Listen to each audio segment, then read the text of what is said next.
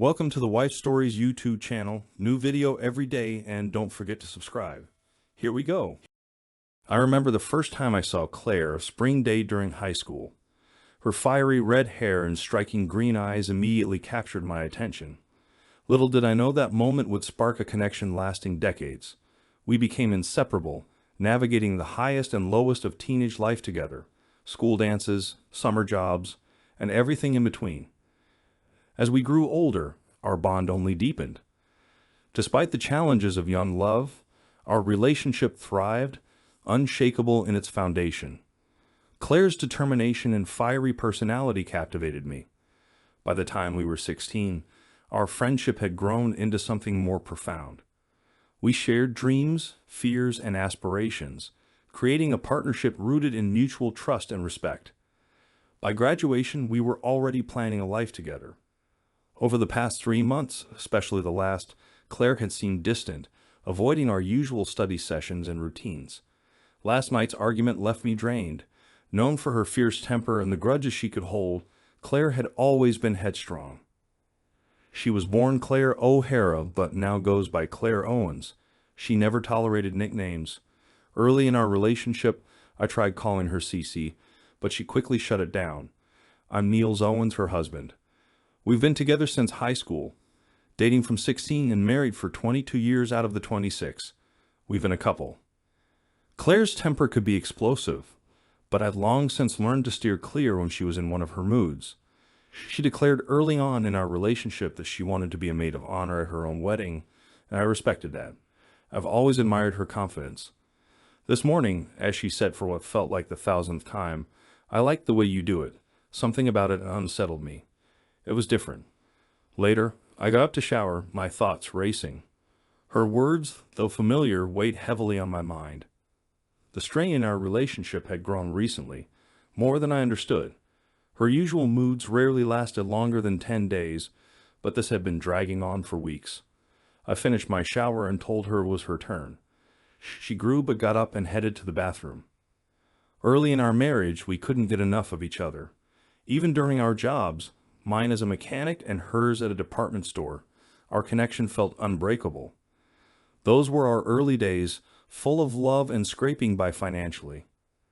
I worked as a mechanic until I was 28 when a local auto shop owner offered me a management position. He appreciated my knowledge of cars and my knack for working with people. Over dinner one night, he laid out a plan. I'd earn the same $40,000 annually for 10 years while he saved $20,000 yearly for a down payment to eventually sell me the franchise. We shook on it, and I gave my 2 weeks' notice. This job brought flexibility, allowing me to attend my kids' sports games, though it meant working evenings and weekends. When I told Claire about the opportunity, she was livid I hadn't consulted her first, especially since there was no formal contract. I explained the long-term benefits for our family, but she wouldn't hear it and ignored me for a week. I hoped the plan would work out despite fearing her reaction if it didn't. Her temper had overshadowed many moments, camping trips, birthdays, and even vacations. Years later, the franchise expanded to 4 locations, thriving with steady growth. Claire, always hardworking, returned to managing an insurance office after our kids were born. I knew the stress of her job might explain her worsening attitude over the years. About 2 years ago, things shifted noticeably. Her temper flared more often, and she began belittling me in ways that hurt deeply. These past 3 months had been especially tense. Attempts to address the issues briefly helped, but always led to bitter fights. Her moods affected everything, leaving me dreading time at home. By Friday, after another rough week, Claire came home late, demanding intimacy. I snapped, telling her I wasn't at her beck and call. Frustrated, I spent the night in my son Mason's room. While grabbing clothes, I saw a text on her phone from someone named CB asking, "So did he do it?" My stomach dropped. Her comment earlier, "I like the way you do it," echoed in my head, now laced with suspicion. Has she been comparing me to someone else? I felt sick. When Claire asked if I was okay, I told her I felt nauseous and needed space, avoiding her touch. I drove to the store, claiming I needed something for my stomach. As I drove, my thoughts spiraled, piecing together subtle changes in her behavior over the past months. Could she have been unfaithful? We'd always trusted each other's privacy, never needing passwords for phones or computers. But now, doubt clouded everything. After circling the neighborhood aimlessly, I eventually stopped at the grocery store, picking up stomach medicine. When I returned home, I took some Pepto and NyQuil before heading straight to my son Mason's room. Claire came in and asked, "Are you feeling any better?" I mumbled something, got undressed, and climbed into bed. She touched my forehead, saying, "You're not running a fever." My mind raced with thoughts of betrayal. How could she do this to us? She offered to make chicken noodle soup, but I refused, claiming I'd just throw it up. I didn't trust her and wanted her gone. "I'm going to bed. I'll feel better after some sleep," I said. "Okay, I'll check on you later," she replied as she left the room. Sleep was the furthest thing from my mind. Memories of our life together flooded in. Meeting, marriage, kids, vacations, graduations. I couldn't pinpoint anything to validate my suspicions, but I needed proof. Lying there, I began forming a plan. If she had cheated, I knew I could never forgive her. Getting up to use the bathroom, I noticed her phone on the nightstand. A message from CB caught my eye. I made a reservation for Wednesday afternoon. A hotel reservation? My gut churned as I decided I'd take Wednesday afternoon off to follow her. Pretending to be sick for the next few days, I minimized our interactions. We still shared a bed, but there was no intimacy. It's astonishing how quickly love can transform into revulsion. On Wednesday, I left work during lunch and drove to her office. I parked discreetly, eating a small snack while my stomach twisted with anxiety. For an hour and a half, I waited, second-guessing myself. Maybe it was just an innocent message. Around 2:30, her boss left alone, making me doubt further. But 15 minutes later, Claire walked out of the building and drove to a motel.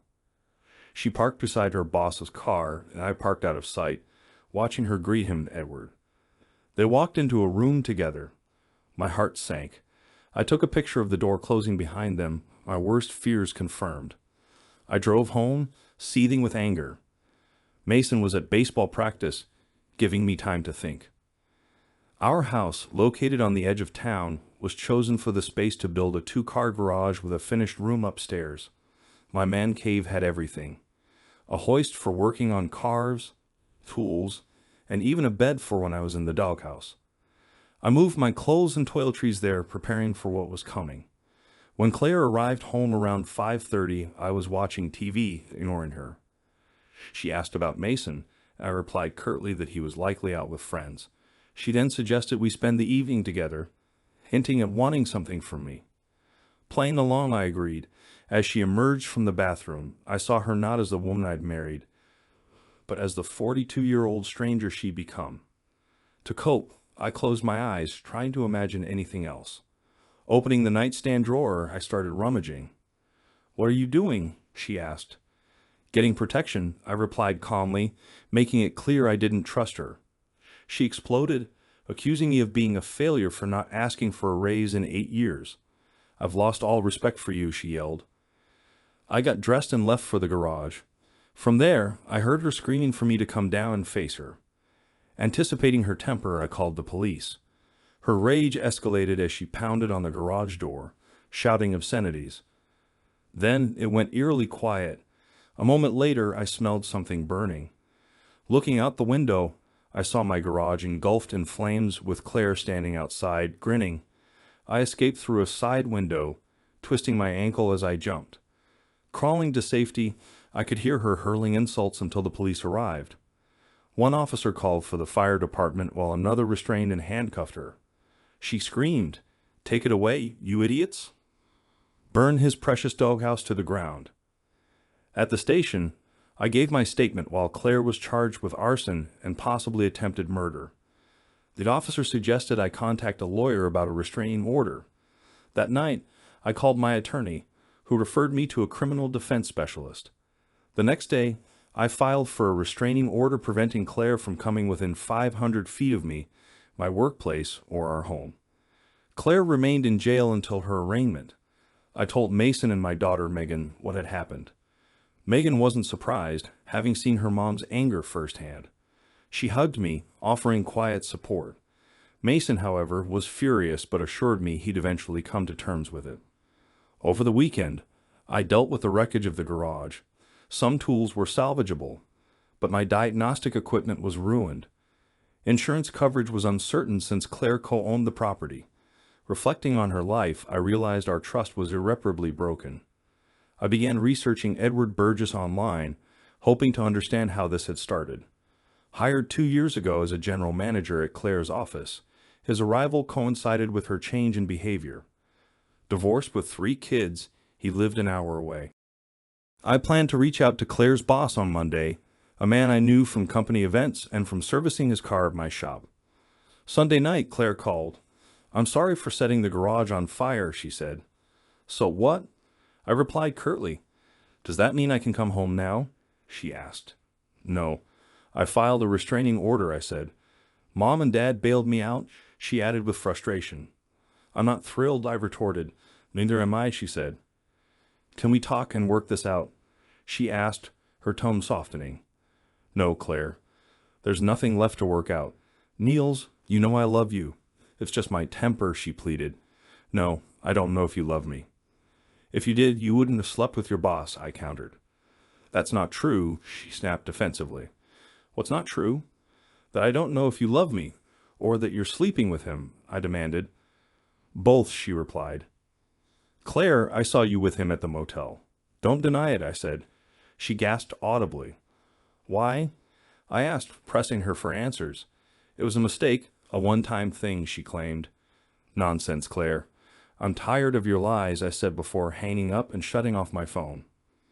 About half an hour later, her father, Mr. O'Hara, who had always been like a second dad to me, knocked on my door. His face reflected confusion. "What did she tell you?" I asked. "That you two had a fight and you kicked her out," he replied. "How did she explain being in jail?" I questioned. "She said she was burning your car manuals in the garage and it got out of hand," he answered. Shaking my head, I told him he needed to get the truth from her. "Are you going to tell me what happened?" he asked. "I don't think you want to hear it, Mr. O'Hara," I replied. "Why the formalities?" "You know I consider you my son," he said. "Because soon we won't have that relationship. You'll probably hate me," I explained. "Is it really that bad?" he asked hesitantly. I nodded, and he seemed to understand. No father wants to imagine his daughter doing such things. Later, I received a text from him. "I'm sorry." Claire must have confessed. I suspected their home was filled with heated arguments that night. The next day I called her boss. "Niels, how are you?" he asked, recognizing my name. "I'm sorry, sir, but this isn't a pleasant call," I began. "Oh," he said, waiting. "Claire and I are getting a divorce because she's been having an affair with Edward Burgess," I explained. "Oh, no," he replied, sounding regretful. I knew I should have trusted my instincts. I should have looked into Edward more carefully. "This isn't your fault. They're both adults," I reassured him. "Niels, give me until the end of the week. I can't change what happened, but I can address this," he offered. "Sir, if you fire Claire, it will hurt me financially during the divorce." "I'd appreciate it if you kept her employed," I requested.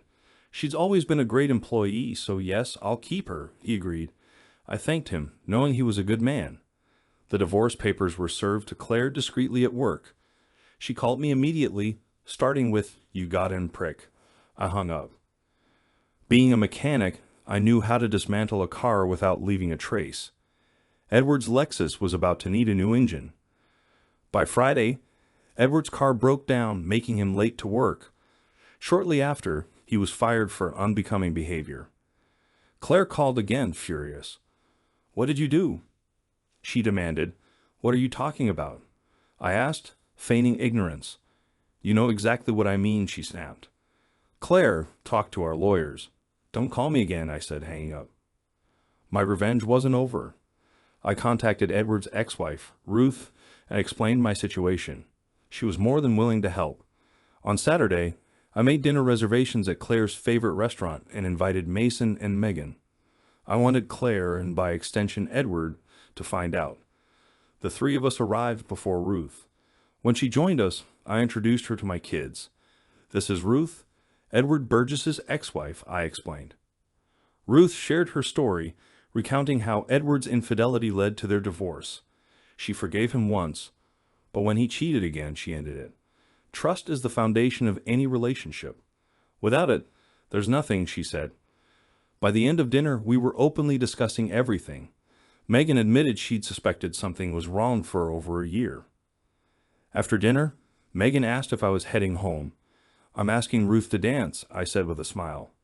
Ruth accepted, and we danced until 11 p.m. afterwards. I drove her to her hotel, but declined her invitation to come up, feeling it was too soon. The next morning, we had breakfast together, which caught the attention of the waitress. Gossip about us would undoubtedly reach Claire. Claire did find out and called, accusing me of seeing other women. "Claire, we're getting a divorce."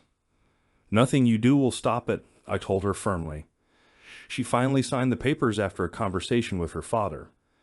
At Megan's graduation, I saw Claire for the first time since our split. She looked older and thinner. "Are you still seeing Edward's ex?" she asked bitterly. "Ruth is amazing," I replied. "Where's Edward?" I asked in return. "He got fired and moved out of state," she admitted. "You didn't love me enough," I said, walking away as she broke down in tears. The open house to sell our home was scheduled for the following Saturday. Despite the pending divorce, we agreed to host it together.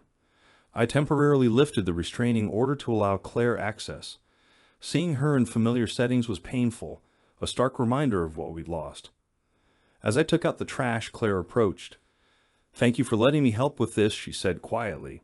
"You'll always be their mother," I replied, continuing with my task. "Meals, can you look at me?" she asked. I stopped and looked at her. "I'm sorry for what I did to us," she said, her voice breaking. For the first time, she apologized for the affair. "Why did you do it?" I asked. She cried and ran out of the room, unable to answer. Months passed, and the divorce was finalized. Last year, Megan received her college acceptance letter, and Mason opened his auto repair shop. We sold the house, splitting the small equity left after taking a second mortgage to pay for tuition and start Mason's business. Claire pleaded guilty to arson, receiving 2 years probation, anger management classes, and therapy. When the divorce was finalized, Claire asked to meet for dinner. Nervous but looking healthier, she apologized again. "I lost respect for you, Meals. Edward seemed ambitious, and I saw you as stagnant. But now I understand the sacrifices you made for our family. I'm so sorry for what I did." "Thank you," I said to Claire during our dinner. "I'm sorry I didn't live up to your expectations." We parted with a hug, and she offered to be there if I ever needed someone to talk to. While I appreciated the gesture, I doubted I'd take her up on it. On the way home, I called Ruth. "Are you still available?" I asked. "I'm available," she replied. "When can we meet?" I inquired. "Your place or mine?" she asked. "Yours," I replied. We had a fantastic dinner at her house. Wanting to be honest, I told her, "Ruth, I really like you. I'm not sure where this is going, but I need you to know my reasons. First, you're an amazing woman. Second, I want revenge. You're the first person I've been with since my wife cheated on me, and I don't want you to feel used. I respect you." Ruth smiled and replied, "I've realized I want you too. Part of me wants revenge as well. I never got back at Edward for the other women he cheated with. Let's even the score." With that, we headed to the bedroom. An hour later, I lay there thinking about Claire and the early days of our relationship. Even then, I'd noticed her bad temper, which worsened over the years. When she lashed out, sometimes verbally, sometimes physically, I'd retreat to the garage, avoiding confrontation. Looking back, I realized this probably made her seem weak, further fueling her disrespect. But when she set the garage on fire with me inside, I knew it had gone too far. I couldn't continue to live like that, fearing for my safety. The betrayal and shattered trust left no other option but to end our marriage. Lying next to Ruth, I thought about the nature of our connection. She was wonderful, but we couldn't build a meaningful relationship on shared animosity. Still, we could enjoy what we have for now. "You're amazing, Ruth. You knew exactly what I needed," I said. She laughed. "You're an incredible lover. I can't believe your ex looked elsewhere." "I hope we can keep this friends with benefits thing going," I said. She smiled. "So do I. But I'm not ready for anything serious yet," I added. That works for me. Oh, and let's make sure your ex finds out about us, she said slyly. I'll do the same, I replied with a smirk. Later that evening, I texted Claire, call me when you have time. Monday works. Nothing urgent. She called within minutes. Are you taking me up on my offer? She asked. No, I'm exhausted. Ruth is very energetic, I replied. Silence followed before I heard her counting to 10. A sign or anger management classes had partially worked. I didn't call you, I texted. You could have waited until Monday, she snapped. I'm sorry, she added, trying to recover. I wanted to discuss Megan's plans. Any vacations I should know about, I asked. I'll talk to her and get back to you, she said curtly. Okay, just let me know, I said casually, hoping to sting her with my indifference. A week later, Edward showed up at my door. I called 911 and opened the door cautiously. He burst in yelling, "Stay away from my wife." You mean your ex-wife? I replied calmly. Stay away from Ruth, he barked. Why should I? She's amazing, I taunted. Edward lost his temper, swinging wildly at me. I deflected his first punch, but let the second one land enough to justify self-defense. By the time the cops arrived, we were both bruised, but he was worse off. The officers separated us, realized I had called them, and put Edward in the patrol car. After cleaning up, I called Ruth to let her know what had happened. I know, she said. He had the nerve to ask me to bail him out. Are you okay? Just a bit bruised, but he got the worst of it, I replied. I'll be right over to play nurse, she said, and hung up. An hour later, she was at my place taking care of me. I was grateful for the company and for working a late shift the next day, giving me time to recover. Before leaving, Ruth kissed me and said, I hope this continues. Your touch is magical. All flattered, I knew we'd need a serious conversation about our future soon. The next day at work, Claire called. What did you do? She demanded. Well, hello to you too, I said. Yeah, hi. What did you do? She pressed. What are you talking about? I played dumb. You had Edward arrested, she accused. No, he arrested himself, I replied. That's not what he said, she countered. Oh, so you're taking his word over mine? Sounds about right, I said sarcastically. He's not my lover anymore, I insisted. That ended over a month ago, she insisted. Say you, I teased. Why are you such a jerk? She snapped. I guess I had a good teacher, I replied. Are you going to drop the charges? She pleaded. Why would I? He broke into my place and attacked me, I explained. Because I'm asking you to, she said. You're not my wife anymore. I don't have to do what you say, I stated before hanging up. Edward was later charged with assault and battery and would likely spend 90 days in jail, losing his job. I couldn't help but smile when I heard that. That Thursday, I ended up at Smitty's, the bar Claire and I used to frequent. Sometimes familiar places can bring clarity. While sipping a beer at a small table, I heard a familiar laugh. Claire was there with her office friends. She spotted me but quickly led her group to a table far from mine. After about 10 minutes, 2 women from her group headed to the restroom. One stopped at my table. You're Claire's ex, right? She asked with a twinkle in her eye. I nodded. I've heard a lot about you, she said, smirking. I wasn't sure what she'd heard, but I doubted it was flattering. On their way back, both women stopped to flirt with me. One was about 10 years younger than me, the other 15. Unlike men, these women didn't seem to mind flirting with a friend's ex. I flirted back, thinking it might annoy Claire. As they left, one slipped me her business card. Isabella Estrada. I glanced at Claire and saw sadness flash across her face, quickly replaced by her usual fury. I reflected on my past with her. I still loved her, but living with her had been like living with a volcano, always on edge, waiting for the next eruption. If she hadn't cheated, I might have stayed, but was I better off now? I didn't know. Saturday morning, I dialed Isabella's number. Hello, she answered. Hi, Isabella. This is Niels Owens. We met at Smitty's on Thursday, I said. Yes, I remember the handsome man sitting alone, she teased. I blushed. I was just unwinding and thinking, I admitted. Would you like to talk about it? She asked. Yeah, I think I would, I replied. How about tonight? She suggested. Sure. Smitty's at 7:30, I proposed. I'll be there, she said warmly. I felt nervous. What could a younger woman possibly see in me? I hadn't dated in over 25 years. Dressing in business casual, I wanted to make an effort. When Isabella and I met, we hit it off right away. She was engaging, charming, and wonderful to look at. Once I felt comfortable, I decided to ask what had been on my mind. You work with my ex, so you've probably heard bad things about me. Why would you want to date me? I asked. Before she got involved with Edward, she used to talk about you in a way that intrigued me. She seemed genuinely impressed by you, Isabella explained. Later, when she and Edward were socializing at work events, I started noticing changes. From what I gathered, the affair likely began about 3 months before you served her with divorce papers, she added. Her timeline matched what I'd noticed about Claire's shifting attitude. Isabella continued, during bachelorette parties, your ex actually talked about how satisfied she was with you. She paused, her gaze intense, so naturally I'm curious. I blushed, never expecting Claire to discuss me like that. Isabella smiled. Don't be embarrassed. If you're as good as she said, this is going to be fun. We finished our food and drinks, and when the waitress brought the check, she handed me a receipt with a smile, saying, "Keep this. You might win something." Her cryptic wink left me puzzled, but I slipped the check into my pocket.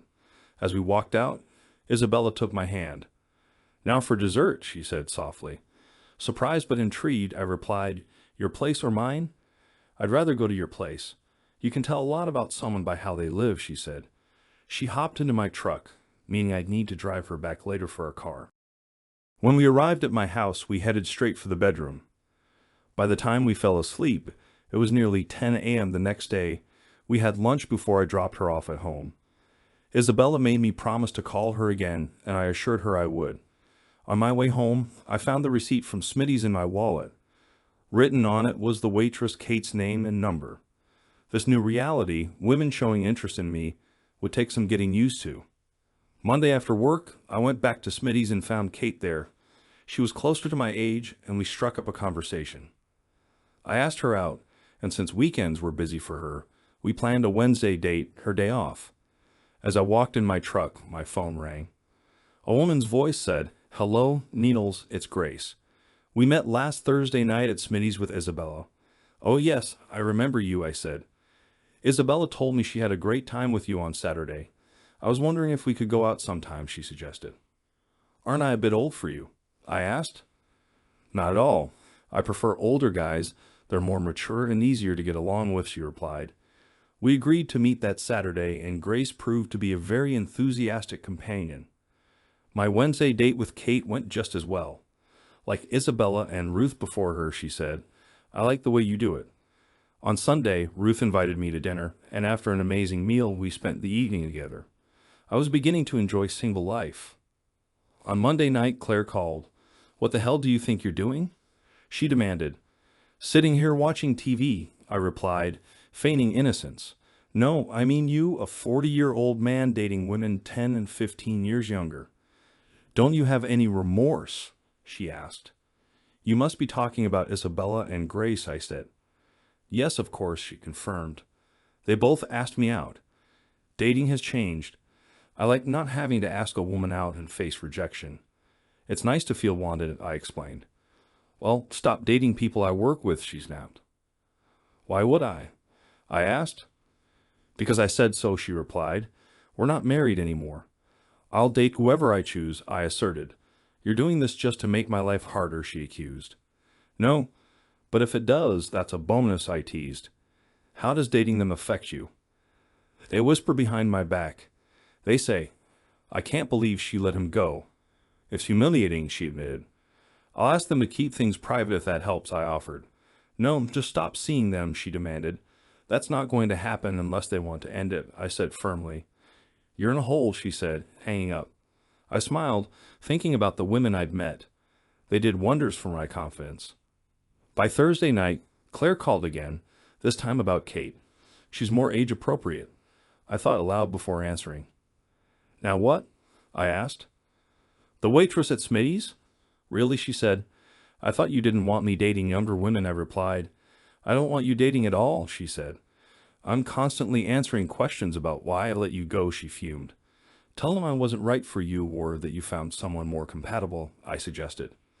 After a pause, she muttered, I'll just tell them I was stupid, and hung up. Sitting back, I reflected on our life together. We had good times, but things began unraveling when Edward was hired. Maybe the affair started sooner than I realized.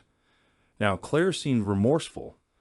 Part of me felt vindicated that she regretted her choices, but another part wished things could have worked out. That night, Isabella called. What's up? She asked. Just bought a case of beer to draw my sorrows, I replied. Can I help with that? She offered. You might be just what the doctor ordered, I said. Over the next year, my list of friends with benefits grew. Isabella, Grace, Ruth, and Kate all enjoyed their time with me, and I didn't turn any of them down. Each woman became a unique and pleasurable adventure. Claire eventually got used to hearing about me with different women. One day at Smitty's, she asked me out. We were good together. Why not for old time's sake? She suggested. I can't, I said. When we were together, everything I did was out of love. Now it would just be out of convenience. I understand, she said sadly and returned to her table. Finally, the day came when I was awarded the Autoprosoply franchise. The owner kept his word, and I was able to buy it out on generous terms, setting me up for a prosperous future. I had to take out a loan to secure the Autoprosoply franchise, but business was thriving, and I wasn't worried about repaying it. Originally, I pursued this deal for financial stability for Claire and me. Now it was just for me. That evening, I called Claire and invited her to dinner. She agreed, so I made reservations at the finest restaurant in town and arranged for a car to pick her up. I told her to dress elegantly. When she arrived, she looked stunning in a long black dress that beautifully complemented her red hair and green eyes. For a moment, I remembered why I had fallen for her. You look amazing, Claire, I said. Thank you. You look very handsome in that tuxedo, she replied. What's the occasion? She asked. I'm celebrating, and I wanted you to be the first to know, I replied. Now I'm curious, she said with a smile. Let's enjoy the meal first, I suggested. As we ate, the conversation grew more meaningful. Finally, she leaned forward and asked, What are we celebrating? Claire, after we married, I worked as a mechanic. You seemed content, but I always felt stuck. When I told you about the job at Autoprosoply for a more flexible schedule, you were furious, I explained. I remember, she said softly, lowering her gaze. I did it for us, for our family. It was all to make our lives better, I continued. And I ruined it all, she said, her voice breaking. I didn't bring you here to relive bad memories, I said gently. Today, I signed the paperwork to buy an Autoprosoply franchise with 4 stores. This will ensure that our children will have a strong inheritance. They can either run the franchise or sell it. Our grandchildren will benefit too, I added. I can't tell you how happy that makes me. Tears welled up in her eyes. I listened to Edward when he called you a failure with no ambition. I lost faith in you, and I ruined everything. You were a great husband, father, and partner, and I threw it all away. I'm so sorry, Niels. I hope you believe me. I'm sorry for everything I did that got us here, she said, her voice trembling. She stood abruptly, tears streaming, and headed for the restroom. A server followed her in. I hadn't expected my news to affect her so deeply. Tonight was meant to celebrate future wealth for our children and grandchildren, not to reopen old wounds. I signaled the server for the check, knowing she wouldn't want to continue the evening. When she returned, I stood and said, I've already paid the bill. Let me take you home. Thank you. I'm sorry I ruined your evening, she said, her eyes still wet with tears. She cried quietly during the ride home. I wanted to hug her, but I didn't want to send the wrong message. At her apartment door, she hesitated, looking at me as if inviting me in. I'm sorry, Claire, but we can't go back there, I said. She nodded, then closed the door. The next couple of years were busy with business and meeting new people. Word of mouth turned out to be the best advertising, and I always practiced safety. Claire and I occasionally spoke, mostly about our kids. Mason got engaged to Fiona Watts, a sweet woman he met at his door. On the day of their engagement party, I arrived early to help Mason set up. We rented a room at the Sheraton and brought in sandwiches from Subway. As we were finishing, Claire arrived. She still looked good after all these years. We never had an engagement party, she said. No, but everyone we knew us, I replied. Do you remember proposing to me? She asked. Yes, I do, I said, feeling a twinge of old emotion. Sometimes I wanted to hurt you because you hurt me so much, she said quietly. I said I was sorry. Can't we move on? It's been 3 years, she pleaded. Today is about Mason and Fiona. Let's just be cordial, I said firmly. Maybe we could be cordial from now on, she added in her usual demanding tone. As the guests arrived, Mason and Fiona greeted everyone. About 45 minutes into the party, I heard Fiona call out, Mom. I turned to see a beautiful woman in a floral sundress. She had blonde hair, deep blue eyes, and a smile that made my heart skip a beat. That's Fiona's mom, Allison. She's very religious and not into your lifestyle, Mason said quietly. Mason, before your mother left, I was a one-woman man. I want someone I can trust again, I replied. I don't know if she'd give you a chance, but I'll introduce you, he offered. That would be great, I said. Mason led me to Fiona and her mother.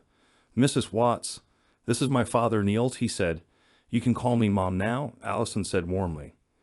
Claire approached and interjected, as long as he doesn't forget who his real mother is. Mason introduced Claire to Allison, and they hugged, quickly starting a conversation. I walked away, wanting my first impression with Allison to be on my terms.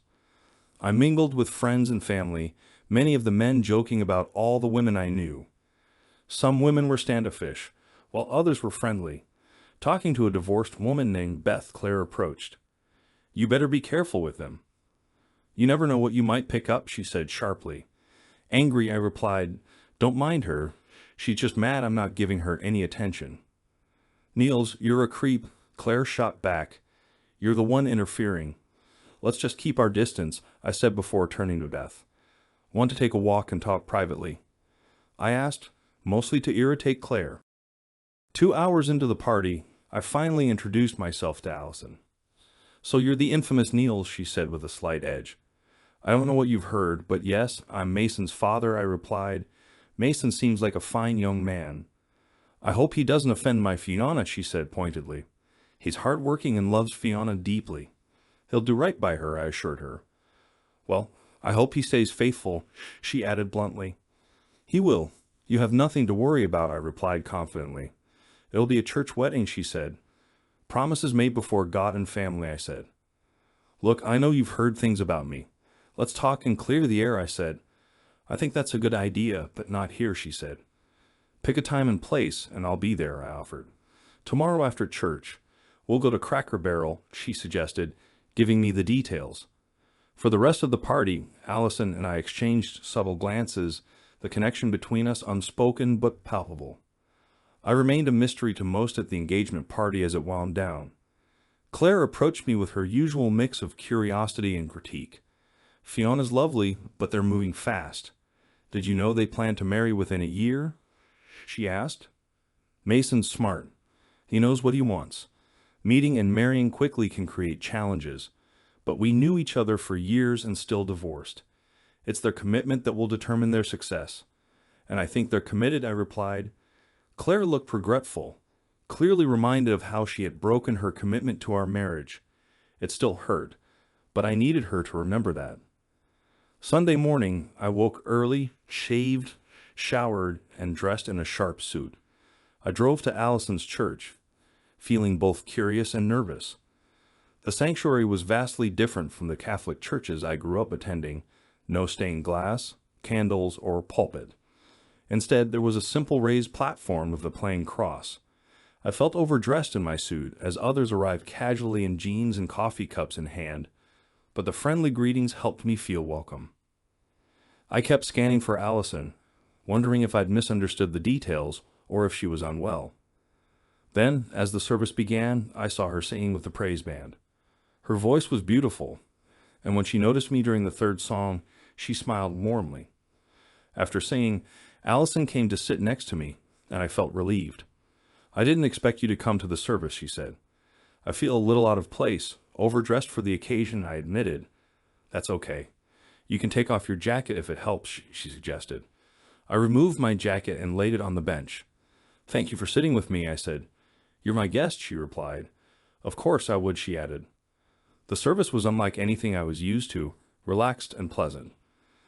Afterward, Allison introduced me to the minister and several others as Fiona's future father-in-law. At Cracker Barrel, we started with small talk, but as we finished eating, Allison's tone shifted. So, Niels, I've heard some things about you. People say you're a womanizer and sleep around. What do you have to say about that? She asked bluntly. What's your definition of a womanizer? I replied calmly. A guy who chases women, sleeps with them, and dumps them, she answered. By that definition, I'm not a womanizer, I said. Let me explain. I was married to Claire for over 25 years. She cheated on me with her boss, and when I confronted her, she tried to eliminate me by setting my garage on fire. After the divorce, I started dating again. Claire likely talked about my abilities, and women approached me out of curiosity. I didn't chase them, I just said yes. For the past 2 years, I haven't turned down anyone who asked me out. I enjoyed their company and made them feel special. If you think that's wrong, I'm sorry. Allison studied me carefully. So where do I fit into all of this, she asked. You're a beautiful woman. Like me, you've been hurt. While I sought companionship, you closed yourself off because of your ex-husband.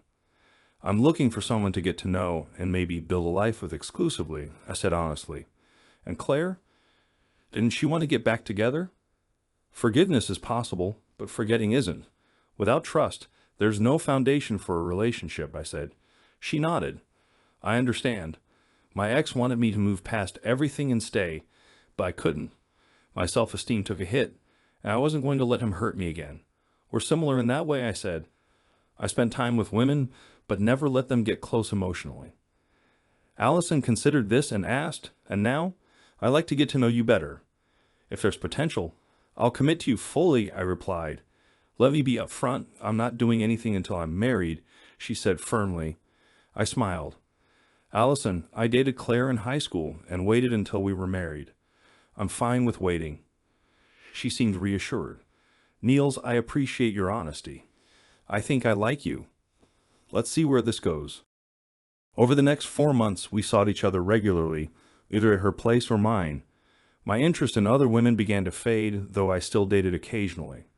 Compliments that once boosted my ego now felt hollow. One night at dinner, Allison told me she was ready to commit. That makes me the happiest man on earth, I said. Honestly, the last 4 months have been meaningless when I wasn't with you. I love you. She hesitated but then said, I think I'm falling in love with you too. Please be patient with me.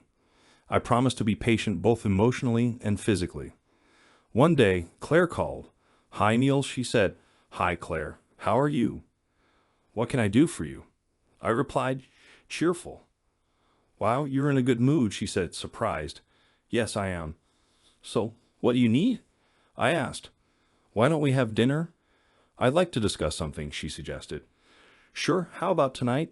I said, that works. I'll make your favorite roast beef with vegetables. Can you come over around 7? I agreed, but felt hesitant.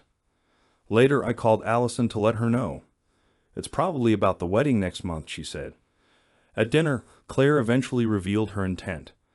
Niels, Mason's wedding made me think about us, she began. There's no us, I said. Remember how good we were together, she asked. We were, but the key word is were, I said gently. I forgive you, but I can never forget what you did. I've moved on. She looked heartbroken. Who is it? She asked quietly. Allison, I said. Her shoulders slumped as she realized she'd lost me. Later, I called Allison. So what was it? She asked. She wanted to get back together, I said. I thought so. She knows what she lost, Allison replied, and I know what I found. I love you, Allison, I said. I love you too, Niels, she replied, for the first time out loud. Mason and Fiona's wedding was beautiful, and Allison and I danced the entire time. 3 months later, Allison and I had a small private wedding surrounded by friends and family.